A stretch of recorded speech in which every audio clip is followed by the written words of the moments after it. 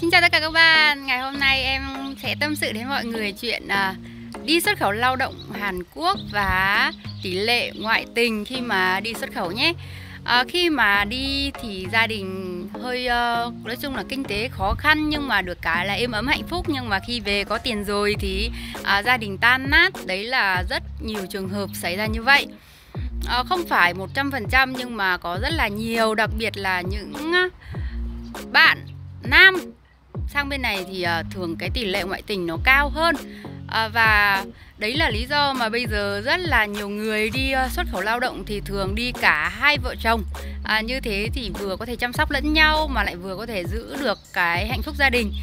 Thì ngày hôm nay sẽ chia sẻ đến các bạn nguyên nhân tại sao mà sang bên Hàn thì cái tỷ lệ ngoại tình nó lại nhiều như vậy, và nguyên nhân tại đâu, rồi là kết quả thì có những cái cuộc ngoại tình nó khủng khiếp như thế nào. Thì ngày hôm nay chúng ta hãy cùng xem và tìm hiểu thêm. Bạn nào mà định cho người nhà mình đi xuất khẩu lao động thì tốt nhất là lên suy nghĩ kỹ này. Rồi nếu mà đi được cả hai vợ chồng thì càng tốt, còn nếu không thì cũng phải có một độ tin tưởng, hay là nói chung là hạnh phúc của mình mà mình thì phải biết nắm bắt và giữ gìn, đúng không ạ? Thì qua cái video này thì em cũng chỉ chia sẻ thêm một cái khía cạnh nào đó về cuộc sống của người Việt Nam tại Hàn Quốc, một cái phương diện rất là nhỏ thôi, để mọi người có thể tham khảo nhé.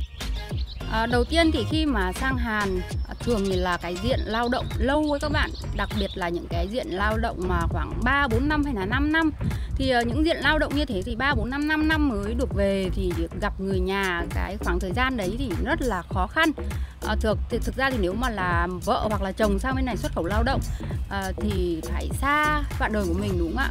Cuộc sống ở bên này thì đi làm rất là vất vả này, rồi lại còn thiếu thốn sự quan tâm của người bạn đời của mình này, rồi cái vấn đề gọi là sinh lý, vấn đề quan hệ trong cuộc sống hàng ngày thì đôi khi nó cũng gọi là có nhu cầu đi. Thì thực ra sang thời gian đầu bận đi làm này rồi chưa có quen biết nhiều thì rất là ngoan. Nhưng mà đặc biệt là đàn ông thì sang bên này là gặp và quen biết rất là nhiều bạn bè. Và nếu mà cái người đàn ông đấy mà có người bạn mà không có đi chơi bời hay này nọ thì còn đỡ.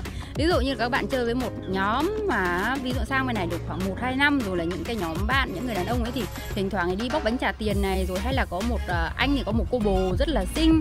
Dù ở Việt Nam là có vợ có con rồi nhưng mà bên này thì vẫn tìm mấy cô bạn gái này, rồi có cô này cô kia. Thì ví dụ như người ta thấy thì đôi khi lâu lâu cũng thấy ngứa ngáy, đúng không ạ? Xong rồi cũng bị ảnh hưởng một cái phần nào đấy các bạn ạ. Đấy là một cái khía cạnh nào đó. Em thì cũng có gặp một số trường hợp rất là chín chắn và cương nghị trong cái vấn đề gọi là giữ cái tấm lòng của mình cho người nhà, cho bạn đời của mình ở Việt Nam. Thì cũng có, không phải là tất cả mọi người sang bên này thì đều có gặp bạn gái hay là đi bóc bánh trả tiền hay gì cả. Cũng có rất là nhiều người có thể giữ được mình, nhưng mà không phải là tất cả, đúng không ạ? Vậy thì những người mà hay đi ra bốc bánh trả tiền thì còn đỡ đấy các bạn ạ. Ví dụ như là lâu lâu rồi không được gần gũi với vợ ấy, thì ví dụ như là một số bạn nam mà đi bóc bánh trả tiền thì em thấy cứ bóc bánh trả tiền xong thì cũng thấy ok thôi.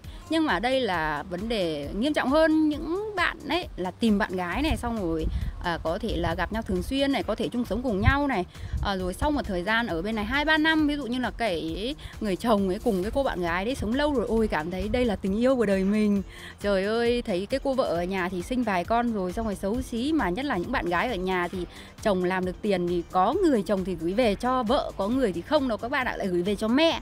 Thì những cô vợ ở nhà thì cũng tin tưởng chồng này, cũng chẳng nghĩ ngợi gì đâu. Rồi ăn uống thì tiết kiệm này, không thể làm đẹp đóng dáng cho mình này, rồi mỗi lần gọi điện thì chồng thấy vợ mình nhan sắc thì tiều tụy. Ở bên này mấy cô bồ thì cứ gọi là xinh phơi phới ra, xong rồi còn biết chiều chuộng nịnh nọt, đúng không ạ?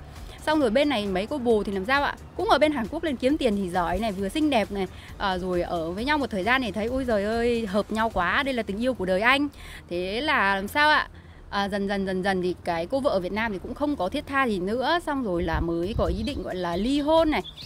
Có những người còn có con với một số bạn gái ở bên này, rồi đến khi có con rồi làm sao ạ? Thì chỉ dẫn bồ về rồi ly hôn với vợ thôi. Vì vậy là gia đình thì tan nát. Và cái cô vợ ở Việt Nam thì rất là bi thương. Nói chung là tiền thì không được cầm, phải không có. Xong rồi con cái thì ở Việt Nam thì vẫn phải chăm. Rồi chồng ly hôn thì không biết là tài sản thì chia chắc như thế nào, nhưng mà cái tiền mà chồng đi lao động ấy chưa chắc đã gửi về cho vợ đâu các bạn. Và cái cô vợ ấy thì cũng không được cầm tiền này, cũng vất vả nuôi con rồi chăm lo cho gia đình nhà chồng ở Việt Nam. Thì những cái trường hợp như vậy thì cũng rất là nhiều và hiện tại thì vẫn đang xảy ra. Và thực ra thì cái này cũng khó nói, cái này nó thuộc về giống là tính cách này, rồi nó cũng mối quan hệ tác động từ xã hội rất là nhiều nữa. Vì vậy là chị nào mà có chồng đi lao động Hàn Quốc thì tốt nhất là lên kiểm soát, không phải kiểm soát quá là kỹ mà là cũng phải quan tâm hỏi han rồi. Ví dụ như chồng có bóc bánh trả tiền thì thôi mình không biết thì cứ mắt mở cho qua đi. Còn ví dụ như mà có bồ mà nuôi bồ hay là sống cùng bồ, cái vấn đề đấy mới là cái vấn đề lo ngại các bạn ạ. Tại vì mình thì đối với mình thì đàn ông ví dụ như là khoảng 2-3 năm mà không được quan hệ tình dục thì cái vấn đề sinh lý của họ là cũng có. Thì ví dụ như đi bóc bánh trả tiền thì mình cũng có thể hiểu được. Nhưng mà cái vấn đề mà nuôi bồ rồi bỏ vợ rồi gì đấy thì chắc chắn là cái vấn đề này thì xã hội sẽ không thể chấp nhận được. Và cái cô vợ ở nhà thì đã rất là tần tảo nuôi con để chăm sóc gia đình nhà chồng, đã rất là vất vả. Mà chồng ở bên này thì cũng có làm được tiền, nhưng mà làm sao ạ, sau về thì gia đình không còn được hạnh phúc và êm ấm như ban đầu nữa. Như vậy thì cô vợ cũng sẽ rất là khó và rất là khổ, đúng không ạ? Và cách tốt nhất là khi mà đi lao động Hàn Quốc thì cả hai vợ chồng cùng đi, như thế thì có thể chăm sóc và quản lý lẫn nhau. Con cái thì ở nhà ví dụ như là có ông bà nội, ông bà ngoại chăm, mình làm tiền ở đây thì gửi về. Tại vì cái vấn đề mưu sinh mà ví dụ như là người ta cần tiền lắm rồi gia đình vất vả, nói chung là khó khăn lắm thì mới sang bên này bươn trải kiếm tiền. Chứ còn bình thường nhà ai mà có điều kiện đủ ăn đủ mặc thì cũng không cần phải sang bên Hàn đâu các bạn ạ. Sang bên này thì cuộc sống vất vả, đủ đường rồi mọi thứ, nói chung là nhiều cái phải trải qua, phải chăm chỉ và phải cố gắng nỗ lực thì mới đạt được một cái thành quả nào đó, chứ không. Như các bạn đã biết thì qua YouTube, qua Facebook và Zalo thì trên mạng xã hội em có để thông tin liên lạc rất là nhiều. Đặc biệt là những bạn mà chuẩn bị đi lao động Hàn Quốc hay là định sang Hàn, muốn hỏi cái gì thì cũng có thể hỏi điện thoại. Em sẽ tư vấn và trả lời rất là nhiệt tình những cái vấn đề hiện tại ở bên Hàn Quốc. Vì có thông tin liên lạc như vậy cho nên là khá là nhiều anh, giống như là các anh định đi sang xuất khẩu lao động ấy. Em thì không biết là các anh ở nhà thì có vợ có con hay chưa, nhưng mà cũng không phải là quá là trẻ đâu, chắc là cũng phải trên 30 tuổi rồi. Thì cũng có một vài anh nhắn tin là anh ơi cho em làm quen, em ơi cho anh làm quen, rồi sang bên này thì chúng ta có thể gặp nhau. Rồi giống như kiểu ý là tán tỉnh ấy các bạn, là muốn kiểu gặp gỡ các kiểu, rồi muốn các cái kiểu quan hệ ngoài lề. Em thì có chồng rồi, em thì cũng không có cái ý định bảo là đi cặp bồ cặp bịch hay là cần gặp một người đàn ông nào đó. Thì em có từ chối thẳng thừng, em nói là chồng em hay ghen rồi các kiểu, em không thể gặp người đàn ông khác ở ngoài. Rồi anh ấy thì nói là cái gì ạ? Anh là người Việt Nam thì đôi khi chúng ta nói chuyện thì chồng em không thể hiểu được. Thì đôi khi là người Việt Nam cũng nghĩ là như vậy, thường thì hay cứ tán tỉnh bồ bịch rồi nói chuyện trai gái rất là bình thường trước mặt chồng. Tại vì khi mà mình nói tiếng Việt ấy thì chồng cũng không có hiểu mà.